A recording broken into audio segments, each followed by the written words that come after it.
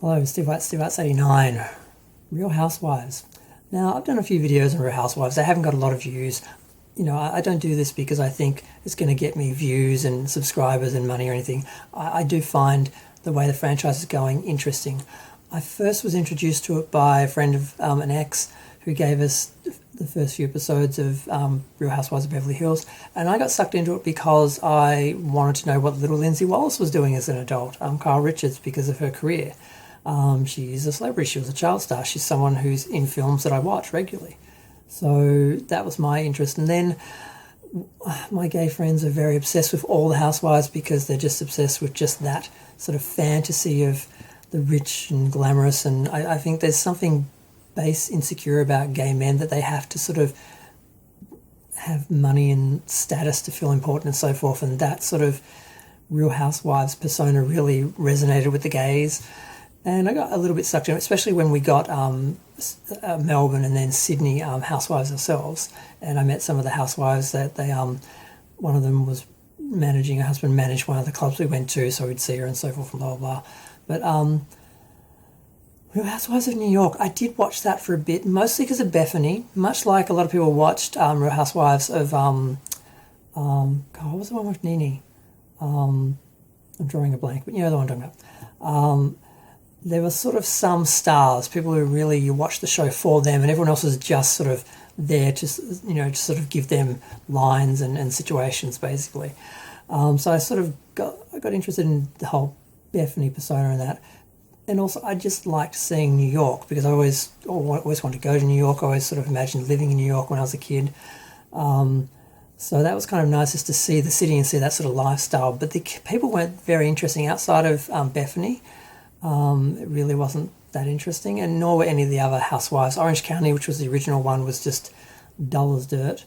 And all the other new ones they brought up, really, they didn't really do well. Some of them didn't do well, they didn't last. And now we have the situation where Real Housewives of New York has been put on basically suspension, on pause, as I think Andy referred to it. The ratings are really low. Now, a lot of this can be blamed on Corona, COVID, because they weren't able to get out and about and do what they normally do. But there are other issues where they started to make the cast more diverse, and then race became part of the discussion and part of the show. And these shows have been very much escapist and fantasy. And then once you bring reality into it, that turned a lot of people off. And then a lot of people argue, well, you know, you must deal with these issues. You don't have the right for escapism and so forth. So then you get that whole debate, and then people are called racist if they don't want to deal with reality in their fantasy and escapism, because that's what entertainment is for some people, escapism and fantasy. So that became a big issue. And then there are rumours that some of the actual housewives, I nearly call them actresses, housewives actually had made or said racist things. And there is a bit of an issue with, apparently Ramona made some comments about Ebony K. Williams, who I don't even know who she is. And that was being investigated. And supposedly, because Real Housewives of New York didn't even have a reunion, that was cancelled. And that was supposedly because they didn't want to deal with that issue. And the other rumour is that because the basically Real Housewives All-Stars, or the girls trip, Ultimate Girls Trip, I think they were calling it. Was it Ultimate Girls Trip? Yeah, I think it was Ultimate Girls Trip. That, they felt that would hurt Ramona, was the suggestion, so they didn't have the reunion because they didn't want that racism rumour to get in and be exposed, and for that to reflect on the other show, because they wanted that to do well. So basically, Real Housewives of New York has been put on hold until 2023. Now, I didn't read that right away in my head. I thought, oh, it's this next year. It's a couple of months ago. What are they talking about? Did they push it off for a few months? And I realised, no, next year is 2022. It's the whole year after. They've put it off for a whole year. They're going to start filming around this time, 2022, apparently, but it won't air until 2023. So that's quite surprising. There's other talk about Lisa Vanderpump. She's got a lot of shows that she was focusing on once she left Housewives. None of them are really doing well. They hired half the people on Vanderpump Rules and Up Late or Overserved or whatever those shows are. And there's just a general sense that the franchise is flailing, and it's possibly because of overexposure, franchise fatigue, too many shows, too many people, too many celebrities. But there's also the issue of, on some level, the illusion has been broken.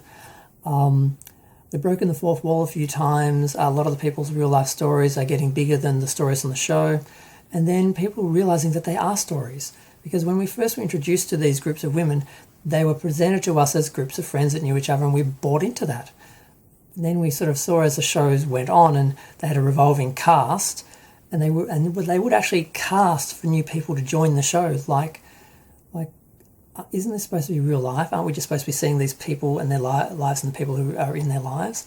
But then it sort of became very obvious that they were casting people and bringing people in just to, and creating these groups that were not natural, and that, I think, sort of broke part of the illusion of the show and the appeal of the show, because along with the race issues and, you know, real world issues and fourth wall being broken and real world actually coming into the show, it's just not fun anymore.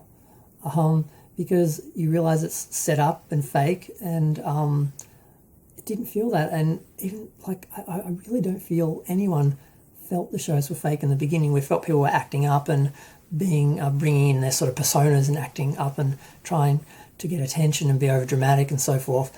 The rest of it was just following these people's lives, which we would think would be interesting and eventful enough anyway, and enough to carry a show anyway, without having to script it and bring people in and bring other people in that are just going to cause, you know, conflict and so forth. So it's interesting to see where the series as a whole, the franchise as a whole, is going.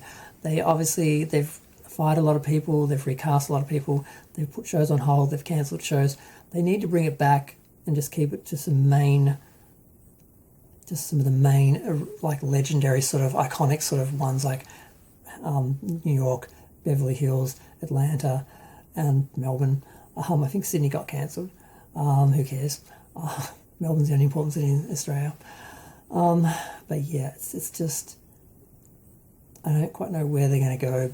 It's a bit sad, but they kind of mess it up. They're talking about bringing NeNe Leakes back to Atlanta, because she was the show, and much like Bethany was New York, because I think she left New York as well, and Lisa Vanderpump left Beverly Hills. There was talk of her coming back, but she was saying she wouldn't do it for less than $2 million because she had to be paid more than Kyla, who gets paid around $1 million an episode or something, or a season, I don't know, because they don't film very long and so forth. But then she came out and said that wasn't true, that she wasn't going to come back. But then looking at the state of her shows, if she wants to keep her businesses running as well as they have, because they were running very much on her name, she needs to have her name back in lights, so to speak. And Vanderpump Dogs and Overserved and stuff like that, really, it's not really about her and her life, really. And Dogs has a good meaning behind it, where they're dealing with, you know, an actual problem of, you know, housing dogs and so forth, and taking care of animals and,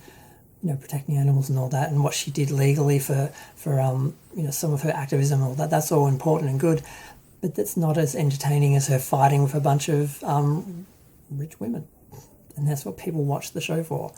They don't want real life, they don't want causes, they don't want race, they don't want any of these things. And I think people have a right to entertainment. You can have your politics and your entertainment, and they can be kept separate. It's very difficult, though, now, once you have people of colour in the show, because those issues of race are in their lives and are real for them. So you're kind of, they kind of can't get out of this problem now. Once they bring people in, the only way to not allow those problems into the show is to script them so heavily that they write out that sort of part of their life. But that seems like censorship and trying to hide racism, so they can't really do that either. So they were trying to do a good thing by being diverse, but they've kind of hurt themselves, just like they've hurt themselves by recasting and treating the show like a just rotating sort of roster of sort of stars and celebrities and important people. Like Kathy Hilton, she wants to come back, but they are not willing to pay her enough, because she's a huge draw on the show, but they're treating her like a special guest star or a friend. And people are saying she really wants the diamond. She wants to be a housewife. Other people are saying she doesn't want that. She doesn't need the money. She doesn't care. So that's very messy. But because she's not filming at the moment. But part of that is because she was dealing with Paris's wedding, Paris has her own show. She's been working on that. So it may be as simple as that. But so there's a lot of rumours, a lot of gossip, a lot of confusion. I can't believe I'm still talking after 10 minutes because I thought, God, I want to talk about Housewives, but I haven't done enough research. I'm going to forget things and so forth. Because I'm not reading a script. I'm just talking. This is just conversations, just me having my YouTube therapy and talking about stuff that interests me or bothers me or whatever. But I'm not sure what's happening there. I want Kathy to come back. She's fun. I like Kathy. Kathy and Kyle are Real Housewives of Beverly Hills for me, and Lisa Rinna to it, as well. And her mum has had a stroke, so they were dealing with her story. That's very sad, but again, that's not really escapism. That's real life, real world, but it's depressing. So a lot of hurdles for Real Housewives at the moment, and I guess we'll see where that goes. I just want to talk about it for a minute. But I'm going to go. Feel free to share, like, comment, subscribe. Let me know what you think. Thanks. Bye.